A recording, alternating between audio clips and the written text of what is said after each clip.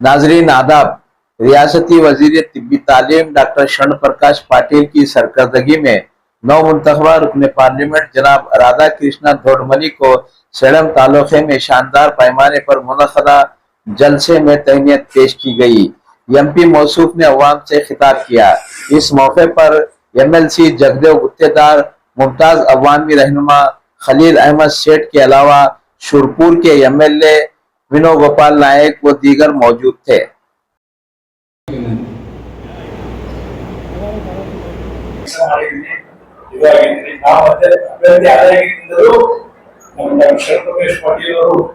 ಈ ಸಮಯ ಕಳೆದುಕೊಂಡಿದ್ದಾರೆ ಸೇನಾ ಕ್ಷೇತ್ರಕ್ಕೆ ಅವ್ರು ಯಾಕಂದ್ರೆ ಎಲ್ಲ ಉಳಿದ 7 ಕ್ಷೇತ್ರದಲ್ಲಿ ಹೋರಾಟವಾಗಿತ್ತು. ಸೊ ಹಾಗಾಗಿ ಶರಣ ಪ್ರಕಾಶ್ ಪಾಟೀಲ್ ಅವರು ಮತ್ತೆ ಪ್ರಿಯಾಂಕ ಅವರು ನಮಗೋಸ್ಕರ ಅವರೆಲ್ಲರೂ ಕೆಲಸ ಮಾಡಿದ್ದಾರೆ. ಇದನ್ನ ಬಹಳ ನಮ್ಗೆ ಸಂತೋಷದ ಹೇಳ್ತೀನಿ. ಶರಣ ಪ್ರಕಾಶ್ ಪಾಟೀಲ್ ಅವರು ನಮ್ಗೆ ಬಹಳ ಸಹಾಯ ಸಹಕಾರ ಎಲ್ಲ ಮಾಡಿದ್ದಾರೆ. ನಾವು ಗೆಲ್ಬೇಕಾದ್ರೆ ಅವರು ಇದಕ್ಕೆ ಕಾರಣ. ಸೇನಾ ಮಾತ್ರ ಅಲ್ಲ, ಎಂಟೈರ್ ನಮ್ಮ ಕಾರ್ಮಿಕರಲ್ಲಿ ಕ್ಷೇತ್ರದಲ್ಲೇ ಹೋರಾಡಿದ್ದಾರೆ. ಎಲ್ಲರೂ ಏನ್ ಮಾಡಬೇಕು ಎಲ್ಲ ಕಡೆ ಇದು ಮಾಡಿದ್ದಾರೆ. ಹೀಗಾಗಿ ನಾವು ಈಗ ಅವಕಾಶ ಮಾಡ್ಕೊಟ್ಟಿದ್ವಿ, ನಮಗೆ ಎಲೆಕ್ಟ್ ಮಾಡಿ. ಸೊ ನಾವು ಏನ್ ನಮಗೆ ಕೆಲಸ ಮಾಡಬೇಕು, ನಾವು ಸದಸ್ಯರಾಗಿ ಸೇವೆ ಮಾಡಬೇಕು ಕ್ಷೇತ್ರ ಅಂತ ಹೇಳಿ ನಾವು ಕೆಲಸ ಮಾಡ್ತೀವಿ ಅಂತ ಭರವಸೆ ಕೊಡ್ತೀನಿ. ಶರಣ ಪ್ರಕಾಶ್ ಪಾಟೀಲ್ ಕೂಡ ನಾವು ಜೊತೆ ಕೆಲಸ ಮಾಡ್ತೀವಿ ಅಂತ ಹೇಳಿ ಭರವಸೆ ಕೊಡ್ತೀನಿ. ಯಾವುದು ಸಹಾಯ ಮೊಬೈಲ್ ಮಾಡಕ್ಕಾಗಲ್ಲ, ಎಲ್ಲ ಶಾಸಕರು ಕೊಡ್ಬೇಕಾಗ್ತದೆ, ಅದಕ್ಕೆ ಅವ್ರ ಜೊತೆ ಇರ್ತೀವಿ. ಸೊ ಹಾಗೆ ನಾವೇನೇ ಇದ್ರು ನಮ್ಗೆ ಬರ್ಬೋದು, ಮೀಟ್ ಮಾಡ್ಬೋದು, ಏನು ಕೆಲಸ ಇದ್ರೆ ಹೇಳ್ಬೋದು. ಅದಕ್ಕೇನು ಸಂತೋಷ ಪಡ್ಬೇಡ್ರೆ ನಾವೆಲ್ಲರೂ ಕೆಲಸ ಮಾಡೋಣ. ಮುಂದೆ ಕೂಡ ಮುಂದಿನ ಚುನಾವಣೆ ಕೂಡ ಎಲ್ಲರೂ ಒಂದೇ ಕೆಲಸ ಮಾಡಿ ಕಾಂಗ್ರೆಸ್ ಪಕ್ಷನ ಬಲಪಡಿಸಬೇಕಾಗಿ ತಮ್ಮನ್ನು ಕಳ್ಕಳಿಯಿಂದ ಕೇಳ್ಬೋದು. ಸೊ ನಾವು ಜಾಸ್ತಿ ಮಾತಾಡಿದ್ರೆ ನಾವೆಲ್ಲರೂ ಇನ್ನೊಂದ್ಸಲ ಕೃತಜ್ಞತೆ ಅರ್ಪಿಸಿ ಮಾತು ಸರಿ. ಜೈ ಹಿಂದ್, ಧನ್ಯವಾದ.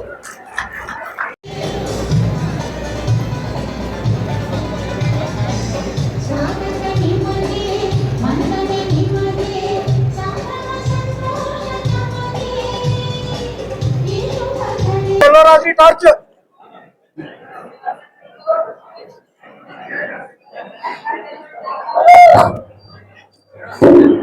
ಯಾಕಂತಂದ್ರೆ ಇವತ್ತು ಇಡೀ ನಮ್ಮ ಕರ್ನಾಟಕ ರಾಜ್ಯದಲ್ಲಿ ನಮ್ಮ ಸರ್ಕಾರ ಬರ್ತಕ್ಕಂಥ ಸಂದರ್ಭದಲ್ಲಿ ಈ ದಿನ ಅಸೆಂಬ್ಲಿ ಚುನಾವಣೆ ಭಾರಿ ಬಹುಮತ ಕೊಟ್ಟಿದ್ರು ಕರ್ನಾಟಕ ರಾಜ್ಯದ ಜನ. 135 ಸೀಟ್ಗಳು. ಬಹುಶಃ ವೀರೇಂದ್ರ ಪಾಟೀಲ್ ನಂತರ 1989 ನಂತರ ಇದೇ ಮೊದಲನೇ ಬಾರಿಗೆ ನಮಗೆ 135 ಒಂದು ಸ್ಪಷ್ಟ ಬಹುಮತ ಕೊಟ್ಟಿರ್ತಕ್ಕಂಥದ್ದು ಕರ್ನಾಟಕ ರಾಜ್ಯದ ಜನ. ಅವರ ಋಣ ತೀರಿಸಬೇಕು ಅಂತ ಹೇಳಿ ನಾವು ಕೂಡ ನಮ್ಮ ಸರ್ಕಾರ, ವಿಶೇಷವಾಗಿ ಮಾನ್ಯ ಮುಖ್ಯಮಂತ್ರಿಗಳಾಗಿರ್ತಕ್ಕಂಥ ಸಿದ್ದರಾಮಯ್ಯ ಅವರು ಮತ್ತು ಇವತ್ತು ಉಪಮುಖ್ಯಮಂತ್ರಿಗಳಾಗಿರ್ತಕ್ಕಂಥ DK ಶಿವಕುಮಾರ್ ಅವರು ಸಮಾಲೋಚನೆ ಮಲ್ಲಿಕಾರ್ಜುನ್ ಖರ್ಗೆ ಸಾಹೇಬರು ಮತ್ತು ರಾಹುಲ್ ಗಾಂಧಿ.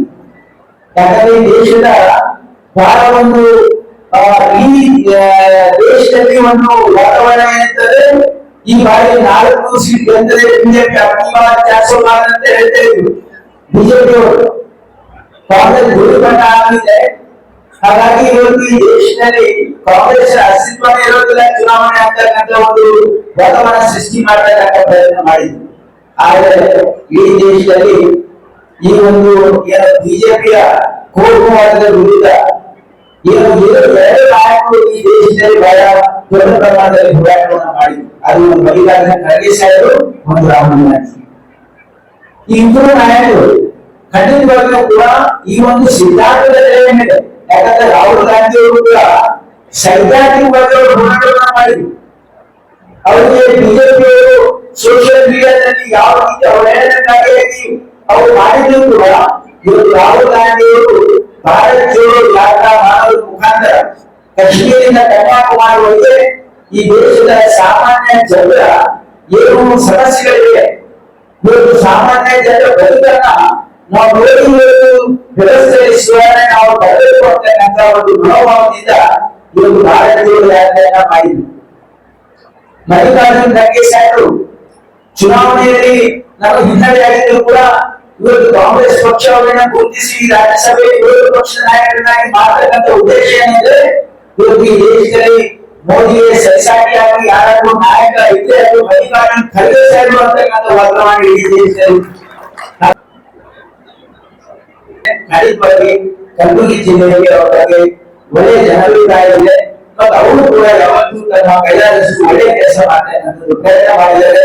ಈಗ ತಾವೆಲ್ಲರೂ ಸೇರಿ ಅವರಿಗೆ ಪಾರ್ಲಿಮೆಂಟ್ಗೆ ಕಳಿಸಿದ್ರಿ. ನಿಮ್ಮ ಸೇವೆಯನ್ನು ನಡೀತಾರೆ ಪ್ರಾಮಾಣಿಕತೆಯಿಂದ ನಿಸ್ವಾರ್ಥತೆಯಿಂದ ಮಾಡ್ತಾರೆ ಸಂಪೂರ್ಣ ನಂಬಿಕೆ ಇದೆ. ನಾನು ಅವರು ಎಲ್ಲರೂ ಸೇರಿ ಇವತ್ತು ಶ್ರೀರಾಮ್ ಅಷ್ಟೇ ಅಲ್ಲ, ಇಡೀ ಕಲಬುರಗಿ ಲೋಕಸಭಾ ಮತಕ್ಷೇತ್ರ ಕಲಬುರಗಿ ಜಿಲ್ಲೆ ನಾವು ಖಂಡಿತವಾಗಿ ಒಳ್ಳೆ ರೀತಿಯಿಂದ ಜನಸೇವೆ ನಾವು ನಡೆಸಿ ಮಾಡ್ತೀವಿ ಅಂತ ಮಾತನ್ನು ಕೂಡ ಹೇಳಿ, ಇವತ್ತು ರಾಧಾಕೃಷ್ಣ ಅವರು ಹೇಳಿದ್ರೆ ಬಹಳ ಪ್ರಯತ್ನ ಮಾಡಿದ್ವಿ. ಶಂಕರಕಾಶ್ ಮತ್ತೆ ಪ್ರಿಯಾಂಕ ಅಂತ ಹೇಳುವಾಗ ನಾವೊಂದು ಚುನಾವಣೆ ಮಾಡಿರ್ಬೋದು. ರಾಧಾಕೃಷ್ಣ ಅವರು ಮೊದಲನೇ ಎಲೆಕ್ಷನ್ ಎಲ್ಲಾ ಎಲೆಕ್ಷನ್ ಪ್ರಯತ್ನ ಇರ್ತಿದ್ರು.